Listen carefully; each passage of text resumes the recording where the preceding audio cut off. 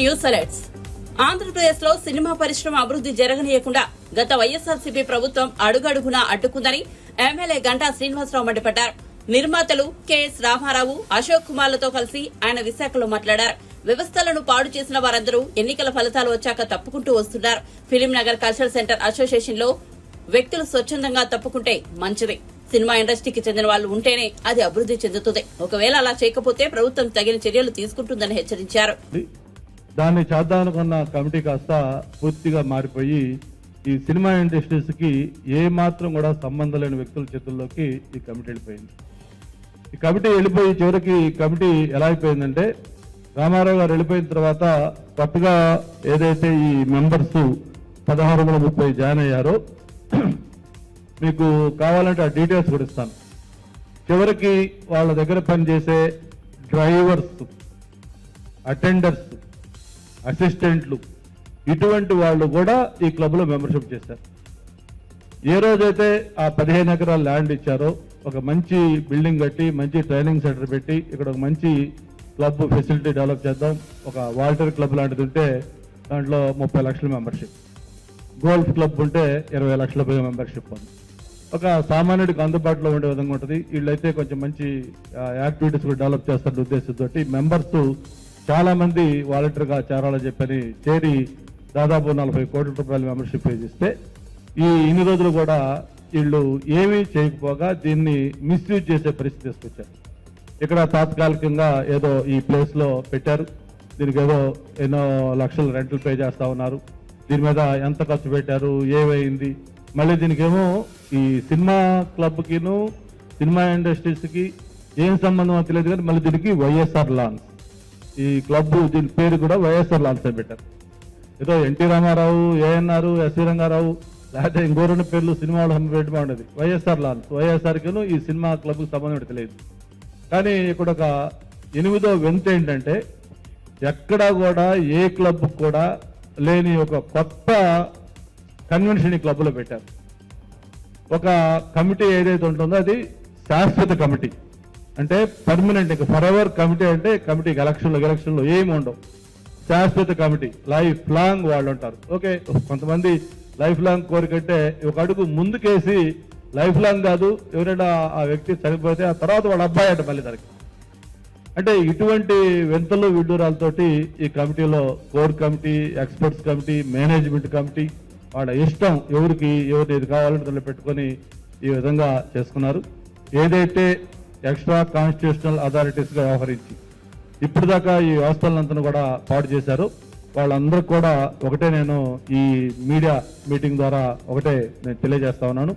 పద్ధతిగా మీ అంతటా మీరు వాలంటరీగా దీని నుంచి ఆంధ్ర క్రికెట్ అసోసియేషన్ కావచ్చు, అలాగే ఈ ఫిల్మ్ నగర్ కల్చరల్ సెంటర్ కావచ్చు, ఇంకా ఎక్కడెక్కడైతే ఇటువంటి వాటిలో మీరు ఇన్వాల్వ్ అయ్యారో ప్రభుత్వం పేరు చెప్పి దుర్వినియోగం చేయడం కోసం అని చెప్పని మీరందరూ వాలంటరీగా మీరు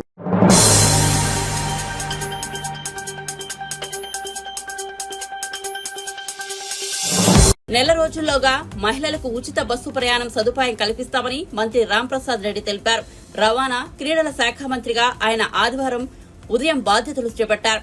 సచివాలయం 4వ బ్లాక్ లోని ఛాంబర్లో ప్రత్యేక పూజలు చేసిన అనంతరం బాధ్యతలు స్వీకరించారు. తెలంగాణ, కర్ణాటక రాష్ట్రాల్లో అమలవుతున్న ఉచిత బస్సు సౌకర్యంపై సమీక్షించి తమ నిర్ణయం ప్రకటిస్తామన్నారు. ఆర్టీసీకి సంబంధించి ట్రైనింగ్ సెంటర్లపై తొలి సంతకం చేసినట్లు మంత్రి వివరించారు.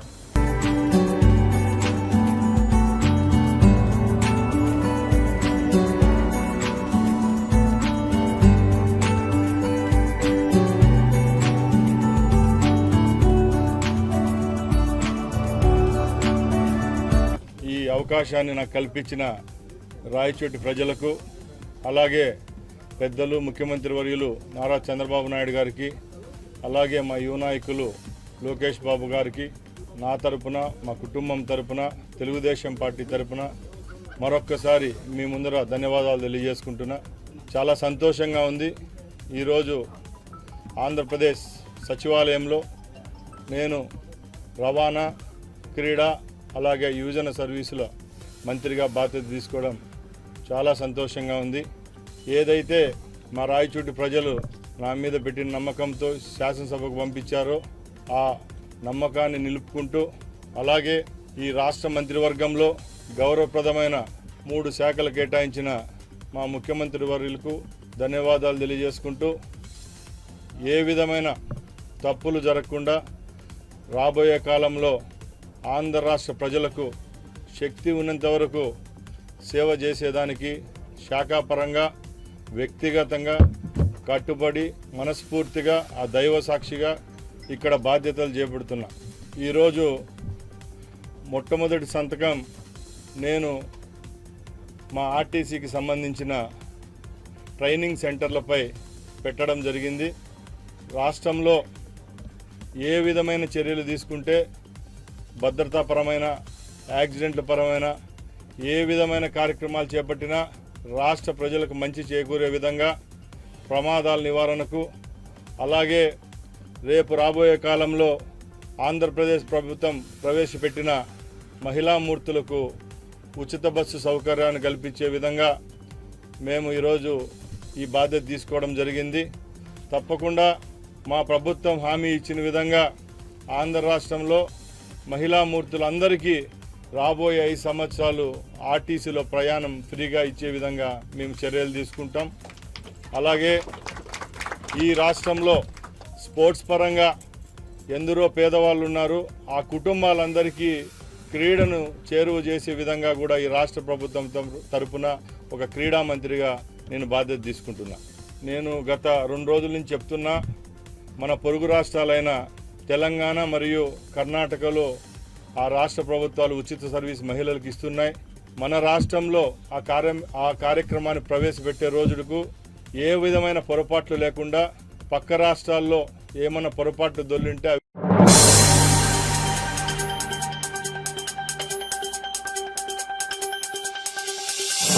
ఆంధ్రప్రదేశ్ కు ఆర్థికంగా సహాయ సహకారాలు అందించాల్సిందిగా కేంద్ర ప్రభుత్వాన్ని కోరినట్లు రాష్ట్ర ఆర్థిక మంత్రి పయ్యావుల కేశవ్ తెలిపారు.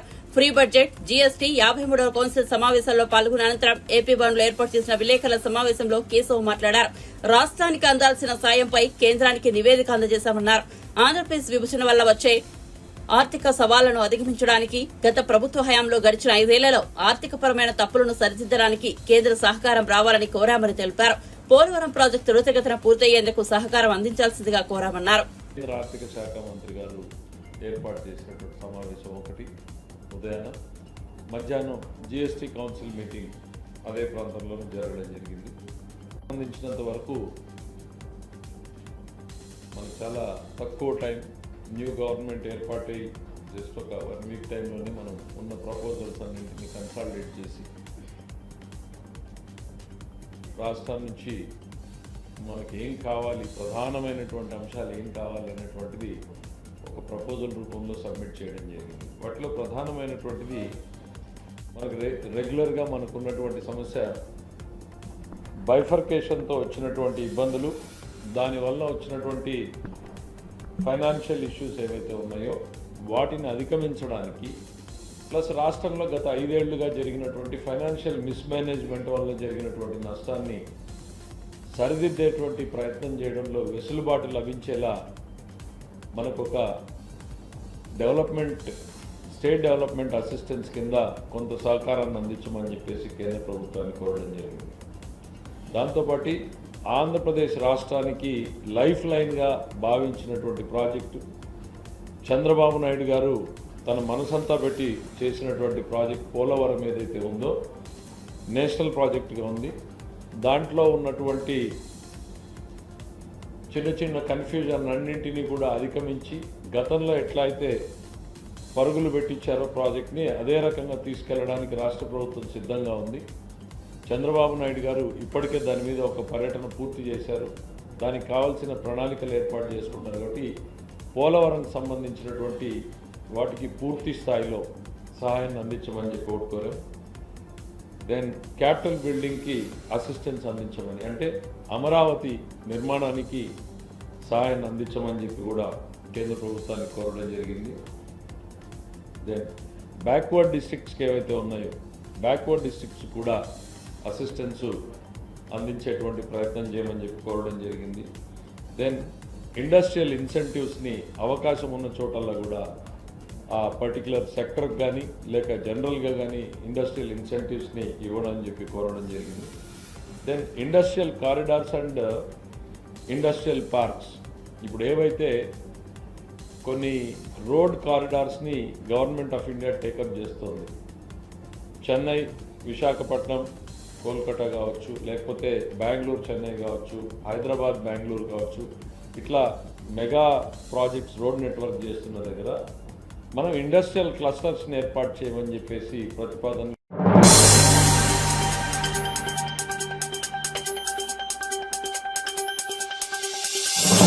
ఎన్నికల్లో వైఎస్ఆర్సీపీ ఘోర ఓటమిపై గురజాల మాజీ ఎమ్మెల్యే కాసు మహేష్ రెడ్డి నిర్వేదం వ్యక్తం చేశారు.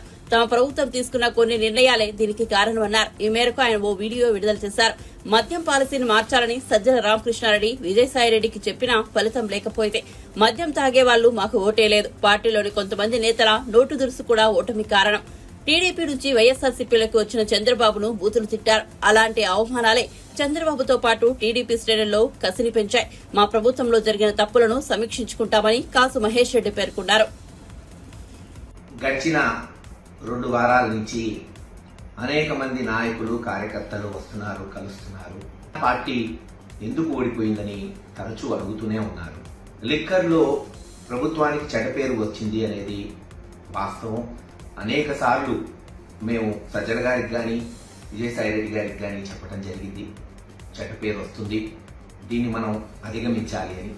దురదృష్టకరం చర్యలు లేకపోవటం, మరి దాని పర్యవసానం ఈ రోజున అనేక మంది కాదు, దాదాపు 20-25% మంది రోజు ఈ లిక్కరు తాగేవాళ్ళు ఉంటారు, ముఖ్యంగా సన్నకారులు.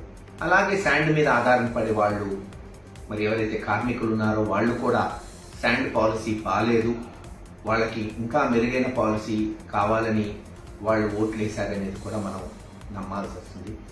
ఇలా కార్మిక సంఘాల్లో మరీ ముఖ్యంగా ఎస్సీ, ఎస్టీ, బీసీ మైనారిటీల్లో లిక్కర్ ఒకటి, శాండ్ ఒకటి మనల్ని దెబ్బకొట్టుంటాయి.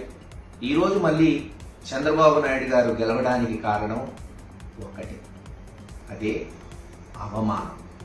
గుర్తుపెట్టుకోండి, అవమానం. ఈ అవమానం అనేది సామాన్యమైన విషయం కాదు. అవమానమే మనిషిలో కసి పెంచుతుంది, ఆయుధాలను పెంచుతుంది, మనిషి పోరాట పటిమను పెంచుతుంది. చరిత్రలో మహాభారతాలు, రామాయణం చదివి పెరిగిన వాళ్ళం మనం. ఆ రోజు కూడా నిండు సభలో పాండవులకు అవమానం జరిగితే పోయి యుద్ధం చేసి యుద్ధంలో రాజ్యాన్ని గెలుచుకున్నారు. అలాగే శ్రీరాముడు కూడా అవమానిస్తే సీతమ్మను ఎత్తుకెళ్లి జైత్రయాత్ర చేసి మళ్ళీ సీతమ్మను తెచ్చుకున్నాడు శ్రీరామచంద్రుడు. నేను ఆ దేవుళ్లతో పోల్చట్లా, చరిత్ర చెప్తున్నానంతే. జగన్మోహన్ రెడ్డి గారిని కాంగ్రెస్ పార్టీ తీవ్రమైన అవమానాలు చేసి రాజశేఖర రెడ్డి గారి కుటుంబాన్ని, చివరికి జగన్మోహన్ రెడ్డి గారిని జైల్లో పెడితే కార్యకర్తల్లో కసి పెరిగింది, నాయకుల్లో కసి పెరిగింది, పట్టుదల పెరిగింది. నిరూపించుకోవాలనుకున్నాడు, నిరూపించుకున్నాడు. మరి అలాగే గడిచిన 2-3 సంవత్సరాలు కొంతమంది, నేను అందన్నట్ల కొంతమంది వైఎస్ఆర్సీపీ నాయకులు వాళ్ళు మాట్లాడే విధానం, తెలుగుదేశం నాయకుల్ని ముఖ్యంగా చంద్రబాబు నాయుడు గారిని అవమానించే మాటలు మాట్లాడటం, బహుశా ఆయన్ని జైల్లో పెట్టడం కూడా ఒక అవమానంగా తెలుగుదేశం క్యాడర్ భావించుంటుంది. కసి పెరిగింది, పట్టుదలగా పనిచేశారు. ఈరోజు పర్యవసానం మనం చూస్తున్నాం. కనుక ఏదైతే అవమానం అనేది ఉందో అది ఎప్పుడు ఎవరికి జరిగినా అవతల వాడు కష్టపడి పనిచేస్తాడు. ఈరోజు వైఎస్ఆర్సీపీ పార్టీని కూల్చేశారు. అది చట్టానికి వ్యతిరేకమా, చట్టపరంగా చేసుండొచ్చు, ఇంత హడావుడిగా చేయాల్సిన అవసరం లేదు. ఒక ప్రతిపక్ష పాత్ర తప్పకుండా జగన్మోహన్ రెడ్డి గారి నాయకత్వం.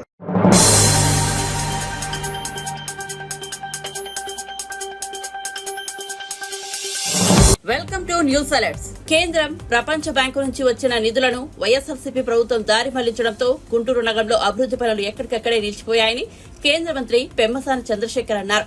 గుంటూరు నగరపాలక సంస్థ పరిధిలో నిలిచిపోయిన అభివృద్ది పనులపై మున్సిపల్ కమిషనర్ అధికారులు, ఎమ్మెల్యేలు నజీర్ అహ్మద్, కల్లా మాధవి, బూర్ల రామాంజనేయులతో పెమ్మసాని సమీక్ష నిర్వహించారు. నగరంలో త్రాగునీరు సరఫరా, అండర్ డ్రైనేజ్, రహదారులు, ఇతర పనులకు కేటాయించిన 100 కోట్ల గత ప్రభుత్వం దారి మళ్లించి ఖజానాను ఖాళీ చేసిందని ఆరోపించారు. దీంతో నగరవాసులకు అత్యవసరమైన మౌలిక వస్తువులు కల్పనకు కూడా నిధులు లేని దుస్థితి వచ్చిందన్నారు. Water, clean drinking water, underground drainage systems, అదేవిధంగా గుంతలు పడ్డ రోడ్లు, ఇవి కాకుండా అడిషనల్ ప్రాజెక్ట్స్ పార్కులు కానీ లేకపోతే వెజిటబుల్ కాంప్లెక్సెస్ కానీ ఫ్రూట్ కాంప్లెక్సెస్ కానీ ఇలా 4 కాంపోనెంట్స్గా ఓవరాల్ మేజర్ ఇష్యూస్ ఉన్నాయి.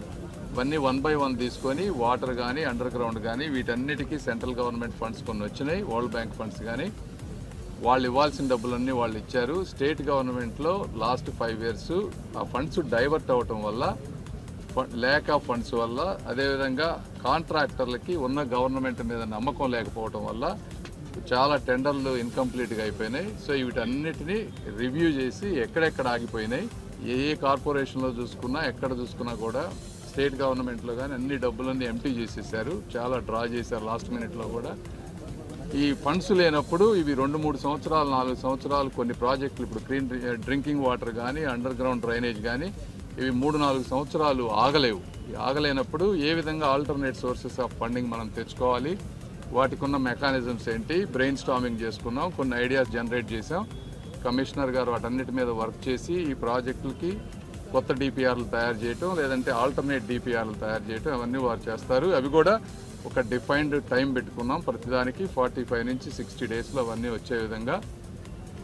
తర్వాత ఇవన్నీ అయిపోయిన తర్వాత ఇంకొకటి మాకు ఇక్కడ కౌన్సిల్ వచ్చేటప్పటికి వైఎస్ఆర్ కాంగ్రెస్ పార్టీకి సంబంధించినటువంటి మేయర్లు కానీ లేకపోతే కౌన్సిలర్లు కానీ వీళ్ళందరూ ఉన్నారు. మేము కొన్ని చేయాలనుకున్నా కూడా ఆ పొలిటికల్ విల్లు ఇవందరూ కలవకపోతే మళ్ళీ అధికారులు ఇబ్బంది పడేటువంటి పరిస్థితి ఉంది. దాన్ని ఎలా సాల్వ్ చేయాలని అదేవిధంగా వాళ్ళతో కూడా మాట్లాడతాము. వైఎస్ఆర్ కాంగ్రెస్ పార్టీకి సంబంధించిన వ్యక్తులు అందరం కలిసి ప్రజా సమస్యల మీద ముఖ్యంగా పేదవాళ్ళు ఇబ్బంది పడకుండా వాళ్ళకి ఎంత సాధ్యమైతే అంత తొందరగా ఎలా చేయాలనే దాని మీదే ఎంటైర్ బ్రెయిన్ స్టార్మింగ్ జరిగింది.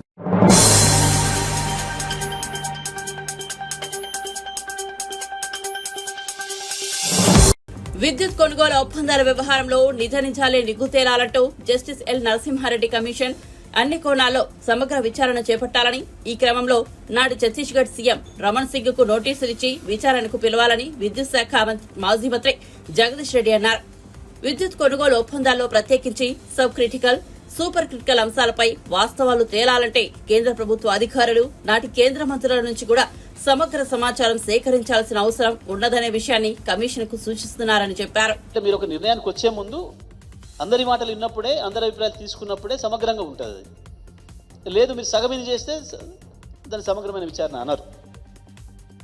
కాబట్టి నేను వారికి ఆ విషయాన్ని కూడా గుర్తు చేయదలుచుకున్నాను. Right, thank you.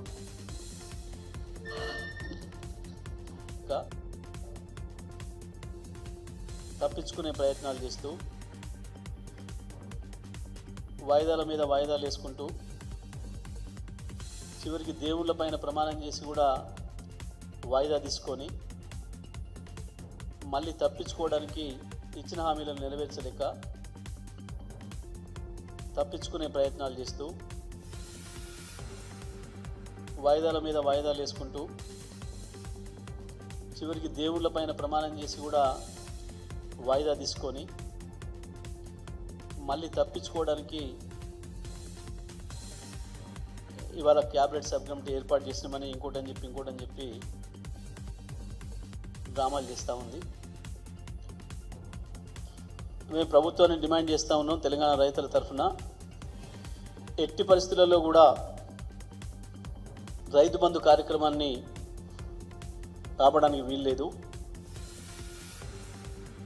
మీరు ఇస్తానన్న రైతు భరోసా ఎకరానికి 15,000 ఇస్తానని చెప్పింది ఏదైతే ఉందో ఇప్పటికే మాట తప్పి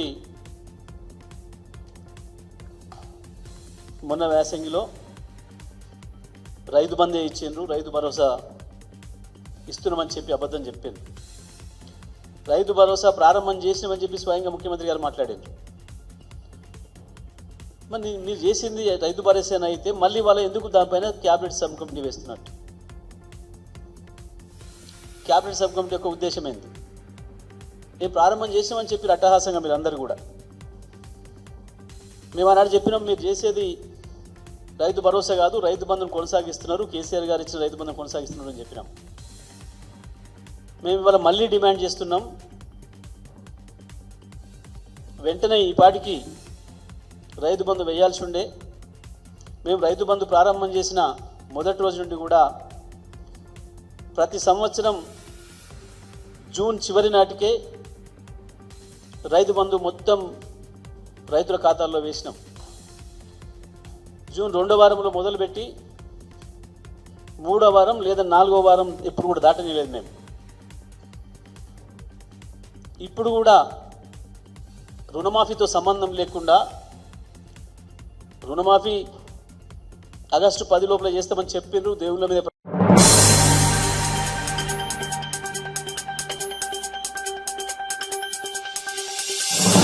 చట్టాన్ని లెక్క చేయకుండా ఏపీలో ప్రభుత్వం పనిచేస్తోందని, హైకోర్టు ఆదేశాలను ఖాతరు చేయకుండా వైఎస్సార్సీపీ కార్యాలయాన్ని కూల్చేశారని మాజీ ఏఏజీ సీనియర్ న్యాయవాది పొన్నవోలు సుధాకర్ రెడ్డి మండిపడ్డారు.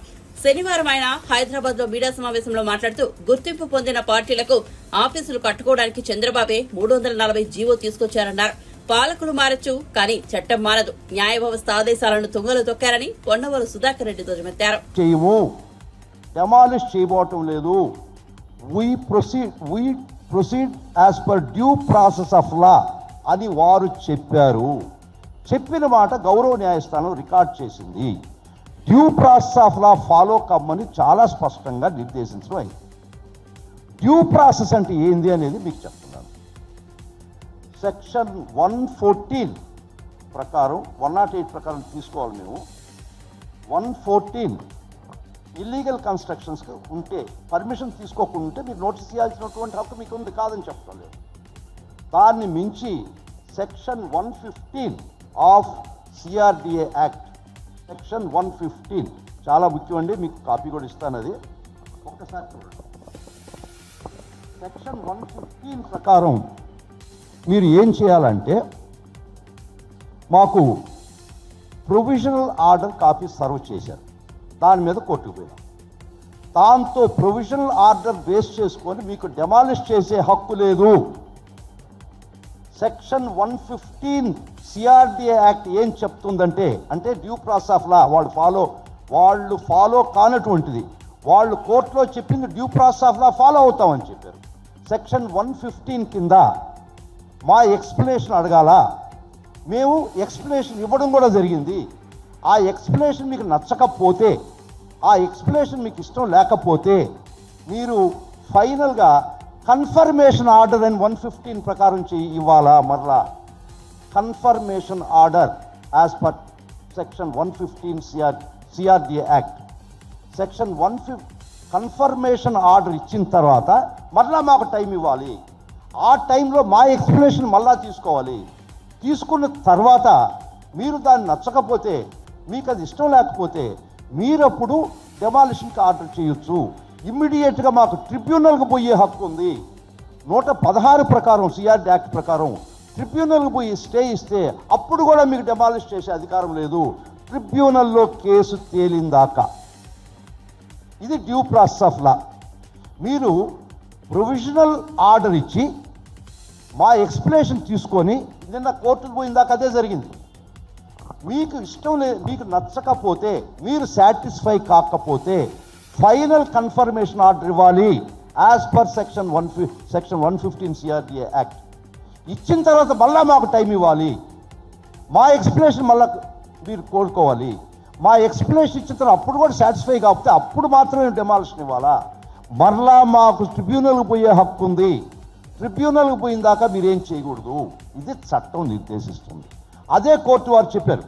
మీకు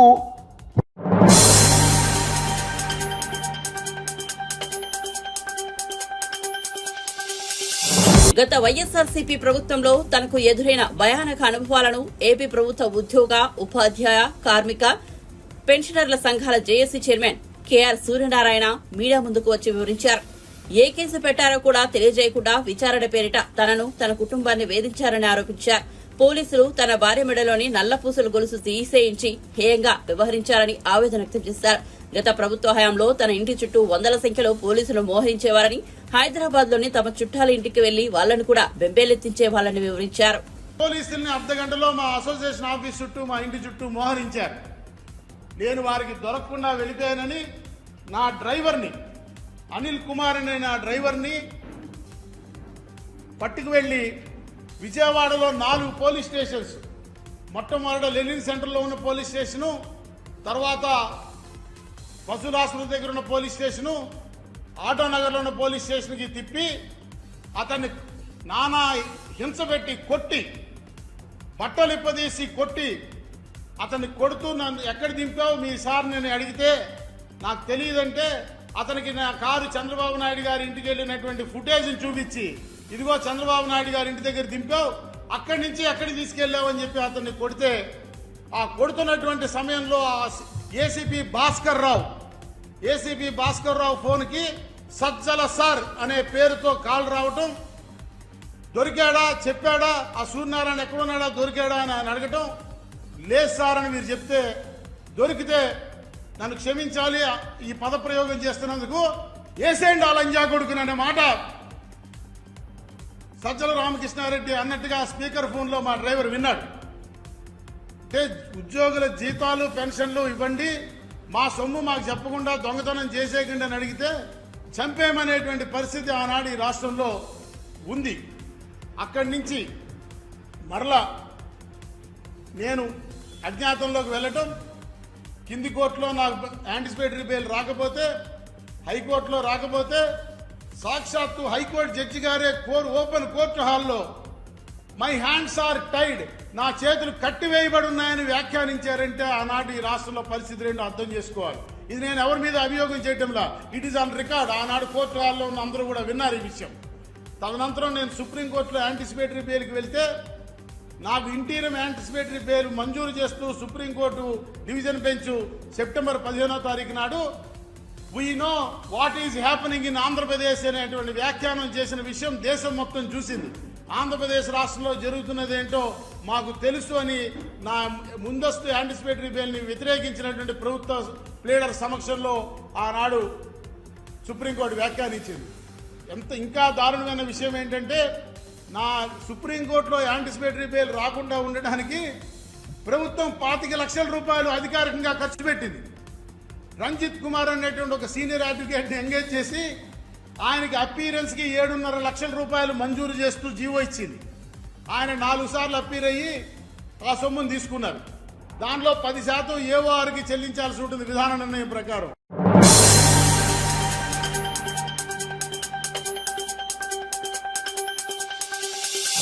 వైఎస్సార్ కాంగ్రెస్ పార్టీ కార్యాలయాలకు ప్రభుత్వ భూములు బదలాయించారన్న ఆరోపణలో నిజం లేదని మాజీ ఎమ్మెల్యే టీజేఆర్ సుధాకర్ బాబు స్పష్టం చేశారు. రాజకీయ పార్టీలకు భూముల కేటాయింపులకు ఆద్యుడు సీఎం చంద్రబాబేనని, ఆ మేరకు జీవోలిచ్చింది ఆయన ప్రభుత్వేనని గుర్తు చేశారు. అదే విధానాన్ని తర్వాత ప్రభుత్వం కొనసాగించడంలో తప్పేముందని ప్రశ్నించారు. తాడేపల్లిలోని వైఎస్సార్సీపీ కేంద్ర కార్యాలయంలో ఆయన విలేకరులతో మాట్లాడారు. రాజకోటలు కట్టుకున్నారని, వైఎస్ జగన్ కు ప్యాలెస్లు పిచ్చి పట్టిందంటూ టీడీపీ విమర్శించడంపై తీవ్రస్థాయిలో దుర్బెత్తారు. తాము కట్టినవి ప్యాలెస్లైతే టీడీపీ నిర్మించినవి ఏమిటని నిలదీశారు. మీ ముందుకు తెచ్చాము అంటే మేము రాజకోటలు కట్టుకున్నాము, మేము భవనాలను కట్టుకున్నాము, జగన్మోహన్ రెడ్డికి ప్యాలెస్లు పిచ్చబట్టింది, జగన్మోహన్ రెడ్డి పెద్ద పెద్ద భవనాలు నిర్మాణాలు చేసుకున్నారని జగన్మోహన్ రెడ్డి గారిని వారు విమర్శిస్తున్నారు. కాబట్టి ఈ భవన నిర్మాణం 1997లో భూ బదలాయింపు జరిగింది. ఆ భూమి మీద ఈ భవన నిర్మాణం జరిగింది. ఇప్పుడు ఇది ప్యాలెసా, సుందరమైన భవనమా, మీరే చెప్పాలి. ఇదే కాదు ఇంకా కొన్ని విశేషాలను మేము ముందుకు తీసుకురావాలని ఈ రోజున మా ప్రయత్నం. ఇకపోతే కొన్ని జీవోలు నారా చంద్రబాబు నాయుడు గారే ఇచ్చారు. నేను ఒక్క మాట కూడా ఈ రోజున అబద్ధం చెప్పడానికి వీలే లేదు. సవివరంగా జీవో నెంబర్లతో సహా, తేదీలతో సహా కేటాయించిన భూములు, ఆ భూములలో నిర్మాణం చేసిన తెలుగుదేశం పార్టీ కార్యాలయాలను ఈ ఆంధ్ర రాష్ట్ర ప్రజలకు, ఈ ప్రపంచంలోని తెలుగు వాళ్ళందరికీ తెలియాలని మేము ముందుకొచ్చాం. ఓ 2-3 రోజుల నుంచి దారుణమైన దాడి జరుగుతుంది జగన్మోహన్ రెడ్డి గారి వ్యక్తిత్వం పైన, ఆయన యొక్క నిర్ణయాలపైన, మా పార్టీ పైన. ఈ రోజున మీరు గమనించండి, నారా చంద్రబాబు నాయుడు గారు 2014 నుంచి 2019 కాలంలో పరిపాలించే సమయంలో రాజకీయ పార్టీలకు భూములు కేటాయించడం కోసం 2016 జూలై 21 నాడున టీడీపీ ప్రభుత్వం జీవో జారీ చేసిన మాట నిజమా కాదా? దయచేసి తెలుగుదేశం పార్టీ వాళ్ళు, మమ్మల్ని విమర్శిస్తున్న వాళ్ళు ఈ జీవోను 2016లో జూలై 21వ తారీఖు నాడు మీ పార్టీయే, మీ ప్రభుత్వమే ఇచ్చిన మాట నిజమే కాదా? ఇది ఆ జీవో.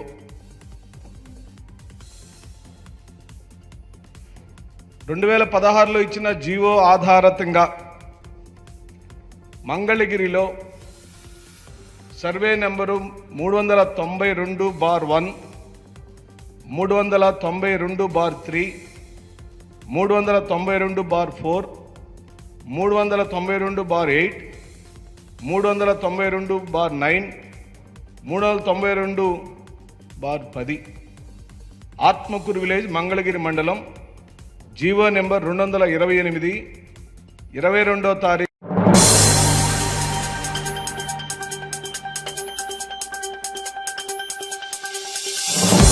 తిరుమల శ్రీవారిని ఏపీ హోంమంత్రి అనిత, టీడీపీ ఎమ్మెల్యేలు వేరువేరుగా దర్శించుకున్నారు.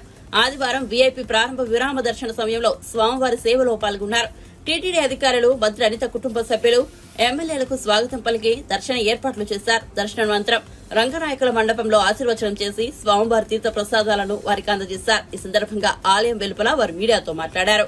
నిజంగా ప్రజలందరూ కూడా ఊపిరి పీల్చుకునే పరిస్థితి, సమయం ఆ దేవదేవుడు ఇచ్చినందుకు కృతజ్ఞతగా ఈరోజు ఇక్కడికి వచ్చి దర్శనం చేసుకోవడం జరిగింది. ఆంధ్రప్రదేశ్ ప్రజలందరూ కూడా లాస్ట్ 5 yearsలోనే పడిన కష్టాలు మళ్ళీ తిరిగి పడకుండా కంపల్సరిగా చంద్రబాబు నాయుడు గారి ఆధ్వర్యంలో, పవన్ కళ్యాణ్ గారి నాయకత్వంలో, లోకేష్ బాబు గారి నాయకత్వంలో, ఎన్డీఏ అందరి నాయకత్వంలో కూడా ఆంధ్రప్రదేశ్ మంచిగా అభివృద్ధి పదంలో ముందుకెళ్తుంది. At the same time Chandrababu Naidu గారు ఎంతో నమ్మి ఆ దేవదేవుని ఆశీస్సులు తన హోమ్ మినిస్ట్రీ కూడా ఇవ్వడం జరిగింది. నా మీద పెట్టిన గురుతర బాధ్యతని ఎట్టి పరిస్థితుల్లోని ఎక్కడ కూడా నిర్లక్ష్యం లేకుండా నిర్వహిస్తానని మనస్ఫూర్తిగా తెలియజేసుకుంటున్నా. మీ అందరికీ తెలుసు ఎంత స్పీడ్గా ఉందో మన హోమ్ డిపార్ట్మెంట్ కూడా. మొన్నే చీరాల్లోని ఒక అమ్మాయిని అతి దారుణంగా హత్య చేయడం జరిగింది, రేప్ అండ్ మర్డర్ జరిగింది. ఆ జరిగిన వెంటనే చంద్రబాబు నాయుడు గారు స్పందించి నన్ను అక్కడికి పంపించడం జరిగింది.